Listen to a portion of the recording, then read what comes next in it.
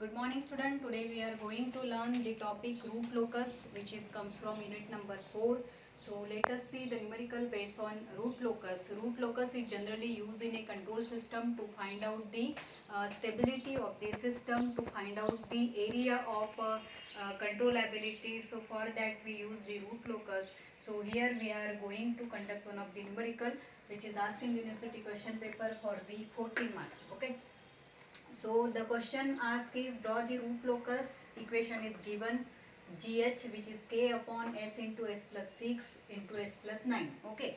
So in the root locus we have some standard process and we have some rules that we have to perform during the numerical. So when the equation is comes in the question, so we have to consider this is a numerator, this is a denominator. In the numerator there are a poles, in the numerator there are a 0 and in the denominator there are a poles. Zeros are represented by z and poles are represented by p. Okay. So the first step of root locus is to find out number of poles. So number of poles here, poles is at denominator. So we consider this equation for the number of poles. तो इसमें highest order कितना है? सो highest order जब आप इसको solve करोगे you will get highest order 3 that is S cube. तो number of poles कितने होंगे? p is equal to 3. अभी उसकी पोजीशन आपको फाइंड करनी पड़ती है. तो आप इस इक्वेशन को इक्वेट करोगे 0 के साथ, इस इक्वेशन को फाइंड करोगे और with the help of calculator we can find out the position. Means roots इसके फाइंड करोगे तो इसके रूट्स आते हैं 0, -5 and -9. So these are the there are a 3 poles and having position is 0, -5 and -9. ठीक है. सेकंड स्टेप इसमें होती है नंबर ऑफ जीरोस फाइंड करने पड़ते हैं और जीरो हमेशा न्यूमरेटर में होते हैं. तो न्यूमरेटर में अगर s के फॉर्म में कोई इक्वेशन होता है तो consider this as a 0, but यहाँ पे कुछ भी नहीं है. सो हियर 0 की वैल्यू रहेगी 0. ठीक है. देन थर्ड स्टेप होती है नंबर ऑफ रूट लोकस कितने हैं. तो नंबर ऑफ रूट लोकस, जितने नंबर ऑफ पोल्स होंगे आपके न्यूमेरिकल में उतने नंबर ऑफ रूट लोकस होंगे. So here we have 3 poles, तो 3 रूट लोकस होंगे. Then number of root locus goes to 0. Root locus जो होता है वो हमेशा 0 से स्टार्ट होता है और पोल्स पे ख़त्म होता है. That is always start from 0 and ends at infinity. तो नंबर ऑफ पोल्स जो 0 पे एंड होते हैं, तो यहाँ पे 0 कुछ भी नहीं है, तो that ends at 0. Number of root locus goes to infinity. तो इन्फिनिटी तक कितने पोल जा रहे हैं, तो उसका फार्मूला होता है पोल्स माइनस 0. तो पोल्स है 3, 0 है 0, so we get 3. So number of root locus goes to infinity. Infinity तक जाने वाले रूट लोकस जो है वो है 3. ठीक है. नेक्स्ट स्टेप है to find out the number of asymptote. Number of asymptote मतलब कितने नंबर ऑफ वेज है रूट लोकस के. तो we have a formula for number of asymptote which is poles minus 0. Poles है 3, 0 है 0, so we get number of asymptote is 3. तो जितने number of असिम्प्टोट होंगे उनकी एंगुलर पोजीशन हमको फाइंड करनी पड़ती है. तो नेक्स्ट स्टेप इसमें होती है angle of asymptote. And angle of asymptote को रिप्रेजेंट करते हैं फाई से. And angle of asymptote is having standard formula, that is phi of A is 180 into 2q plus 1 divided by p minus z. तो q जो होता है उसकी value हमको अज्यूम करनी पड़ती है. जितने नंबर ऑफ पोल्स आपके इसमें होंगे उतने नंबर ऑफ वैल्यू आपको अज्यूम करनी पड़ती है. सो q की वैल्यू आप हमेशा 0 से स्टार्ट करोगे. 0, 1, 2, 3, 4. तो यहाँ पे 3 पोल है इसलिए हमने q की वैल्यू 3 अज्यूम की है, 0, 1, 2. ठीक है. तो सबसे पहले q is equal to 0 put करोगे तो we get angle is 60 degree. When we put q is equal to 1 here, we get phi of A, angle of asymptote 180 degree. When we put q is equal to 2 here, we get angle of asymptote 300 degree. So in this way we get angle of asymptote. 3 angle है हमारे पास जो आपको मिले हैं 60, 180 and 300, क्योंकि हमारे पास number of असिम्प्टोट कितने थे 3. जितने असिम्प्टोट आएंगे उतने आपको एंगल फाइंड करने पड़ते हैं. नेक्स्ट स्टेप इसमें होती है सेंट्रॉइड. मतलब जो आपने एंगल फाइंड किए हैं उनकी सेंटर क्या रहेगा, उनका एंगल फाइंड करने का सेंटर क्या रहेगा. तो we have another step centroid which is represent by sigma A having standard formula. Sigma A which is sum of all poles, जितने भी पोल्स है उनकी पोजीशन की addition, minus sum of all zero, जितने भी जीरो होंगे उनकी position की addition, divide by P minus Z. तो नंबर ऑफ पोल्स हमारे पास 3 थे. पहले की पोजीशन 0, फिर -6, फिर -9, इनकी हमने एडिशन की. Minus of sum of pole 0, 0 है. So and divide by P minus Z 3 था. तो इसका कैलकुलेशन करोगे तो we get centroid is -5. Okay. So in this way we get a centroids. After that we have to perform the root stability. Okay.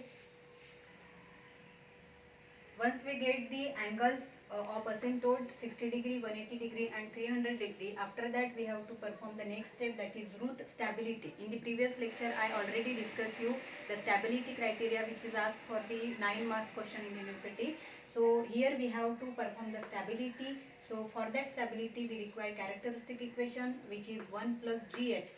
तो gh equation हमारे numerical में already given है, तो we have to put here 1 plus this is gh equation which is equal to 0. इसको rearrange करो, so this will be after find out all this term, so we get final equation of characteristic is s cube plus 15s square plus 54s plus a. Okay, so then we have to perform the stability, root stability. ये जो सारे equation है s square, s cube, s square, s dash, s 0, यहाँ पे लिखना है आपको s cube, s square, s dash, s 0, और इसके जो कोएफिशिएंट है वो दो रो में कवर करना है.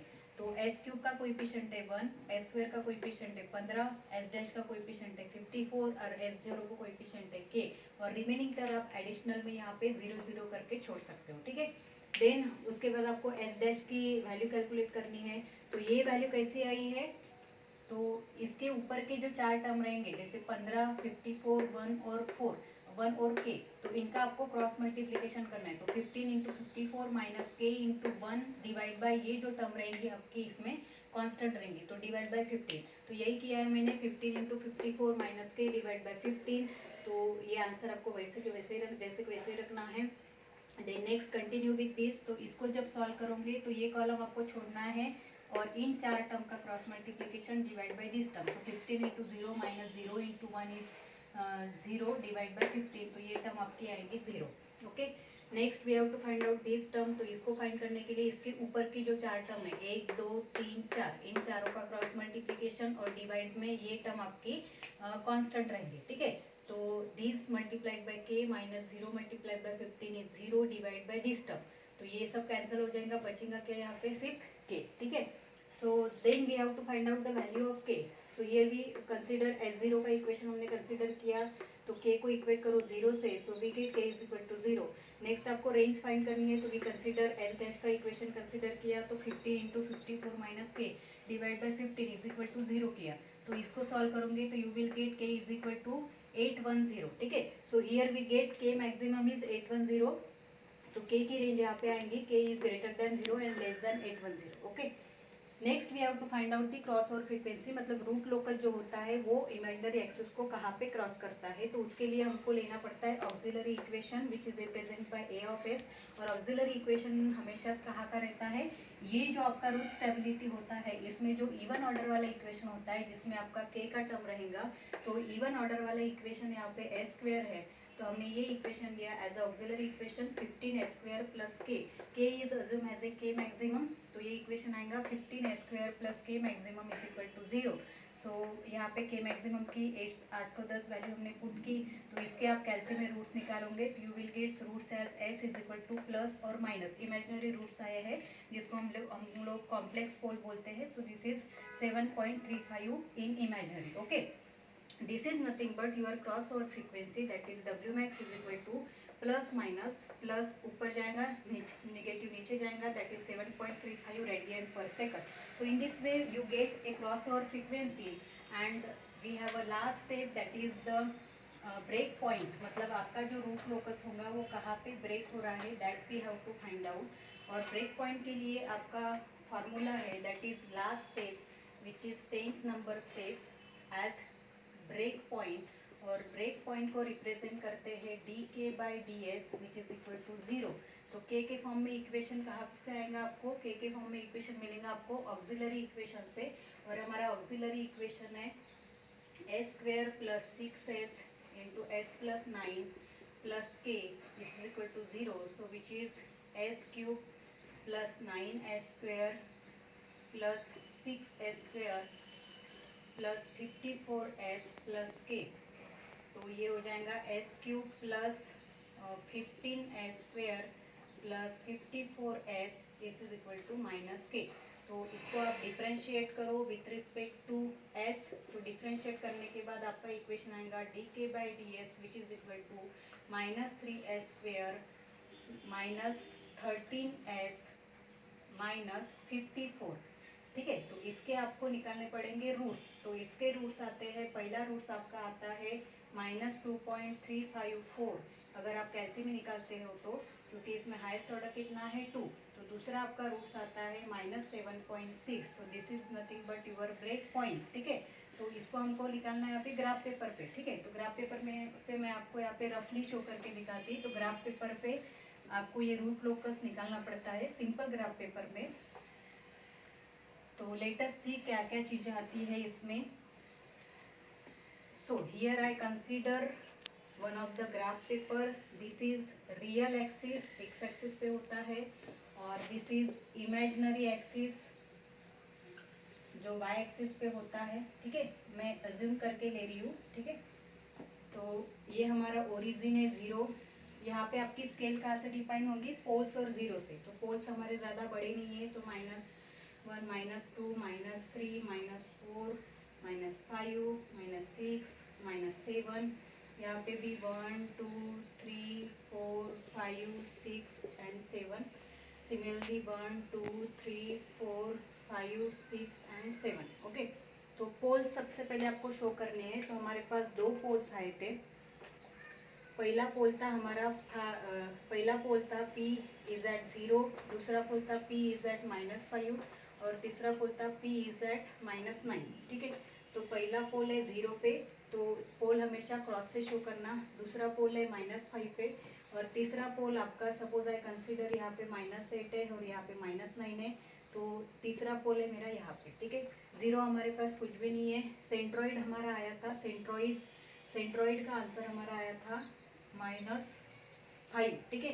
तो सेंट्रॉइड है हमारा -5 सिग्मा है। यहाँ से आपको रूट्स, यहाँ से आपको एंगल शो करने हैं। ये वाले हमारे एंगल है। तो with the help of protractor we can draw the angle here. So suppose I consider ये मेरा 60, ये मेरा फाई ए एंगल है दैट इज 60 डिग्री। ये मेरा 180 डिग्री एंगल रहेगा फाई ए दैट इज 180, और तीसरा एंगल है मेरा 300। तो नीचे से अगर ड्रॉ करोगे so this will be -60 degree that is phi a is equal to 300, ठीक है। तो ये मेरा 60 डिग्री एंगल, ये 180 डिग्री एंगल, और ये टोटल आएगा 300 डिग्री एंगल। उसके बाद आपको फाइंड करना है ब्रेक पॉइंट। तो पहला ब्रेक पॉइंट है -2.354, -2.354, तो यहाँ पे आएगा सिग्मा बी। उसके बाद दूसरा है -7.6, -7.6 यहाँ पे आएगा सिग्मा बी। उसके बाद मेरा क्रॉस ओवर फ्रीक्वेंसी आया था +7.3, +7.35, ये मेरा W मैक्सिमम है, और -7.35 ये मेरा W मैक्सिमम आया था, -7.35, ठीक है। तो आपका जो ब्रेक पॉइंट है ये 7.35, आपका ये जो सेंट्रॉइड है, सॉरी ये जो ब्रेक पॉइंट है, ये ब्रेक पॉइंट से आपको इस तरीके से इसको क्रॉस करना है। इमेजिनरी एक्सिस पे हमेशा ये क्रॉस हो जाएगा root locus. And consider this is your root locus 1, this is your root locus 2, and consider this is your root locus 3. Okay, so in this way you have to draw the root locus on the simple graph paper. इसमें main चीज क्या होती है, centroid, poles, zeros, break point और cross और frequency और angle. So in this way you have to draw the root locus on the graph paper. So here we stop the today's lecture. Thank you so much.